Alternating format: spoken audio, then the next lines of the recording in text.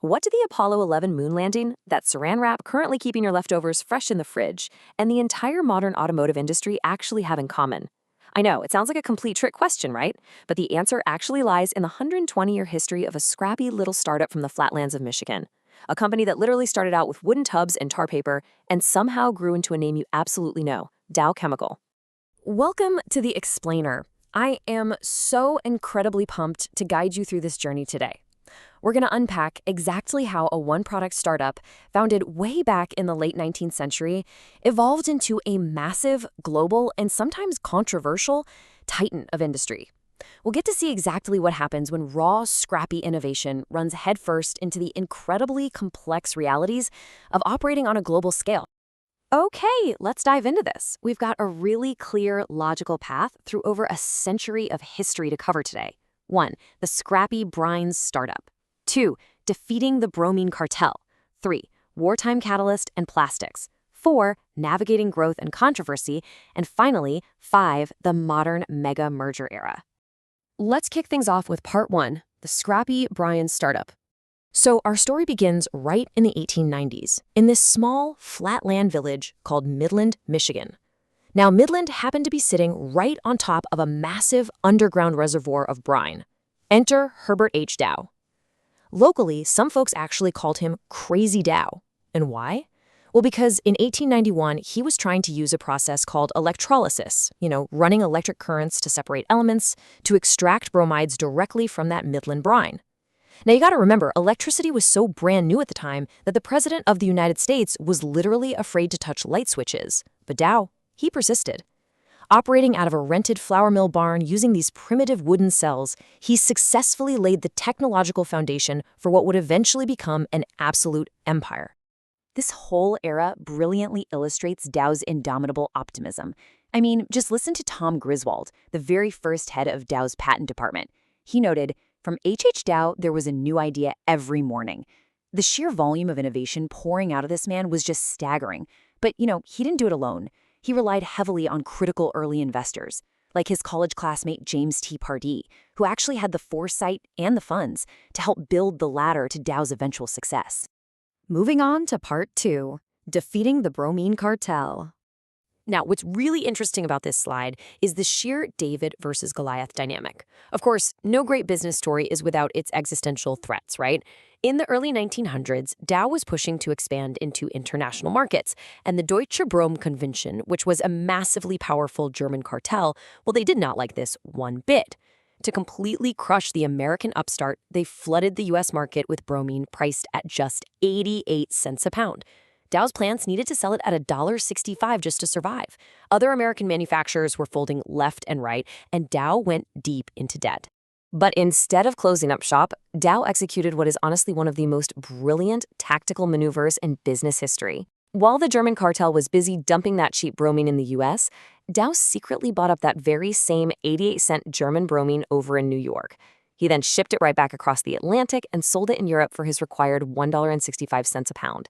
He literally used the cartel's own predatory pricing against them to fund his European expansion. It's a legendary move that allowed the company to outsmart the cartel, survive the price war, and really solidify their place on the global stage. All right, let's jump to section 3, wartime catalysts and plastics. So the company survived the cartel, and it even survived the Great Depression by heavily investing in research. And as we move into the World War II era, man, those investments yielded monumental results. It was a time of incredibly rapid expansion. By 1934, they were literally extracting elements straight from seawater. Just think about that.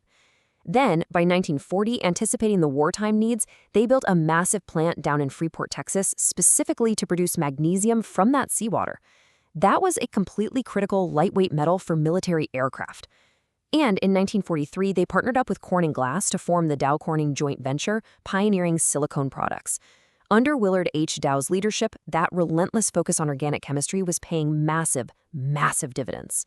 And what's truly amazing is how those industrial wartime innovations translated directly into the booming post-war consumer market. Take extruded polystyrene, for example. It was originally made for Coast Guard flotation devices, but it became everyday Styrofoam insulation. Military plastics, they turned into the Saran wrap and Ziploc bags in your kitchen. They even stepped into pharmaceuticals with things like measles vaccines. And hey, remember our opening question? When Neil Armstrong walked on the moon, the soles of his boots, the spacecraft's hoses, and the absolutely critical epoxy resins and the heat shields, all of that was Dow technology. Their chemistry was touching our everyday lives and literally going to space.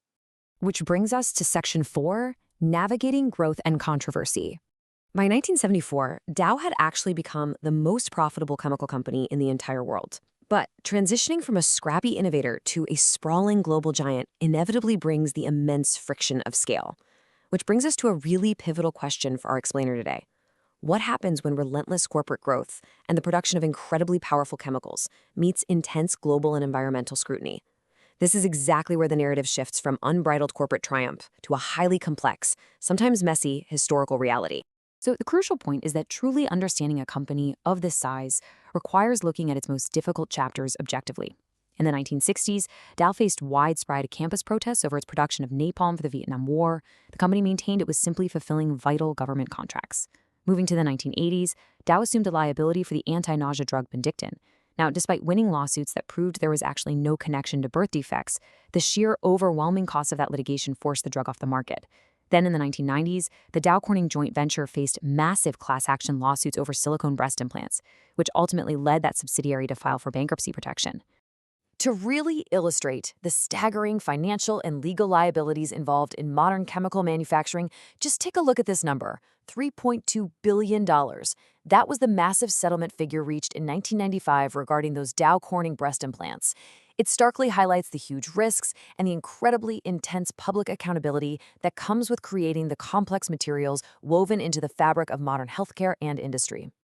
And that takes us to our final chapter, Section 5, the modern mega-merger era. You see, those intense financial pressures, combined with tightening global competition and industry consolidation, forced the company to adapt all over again. Survival in the 21st century global market was shifting away from raw, ground-up invention and moving toward highly strategic acquisitions. Which brings us to another massive figure, $11.6 billion. That was the value of Dow's 2001 merger with Union Carbide. It was a strategic move that gave Dow massive new polyethylene capacity. However, as the historical record clearly notes, it also brought along the heavy legacy of Union Carbide's devastating 1984 Bhopal gas leak disaster in India.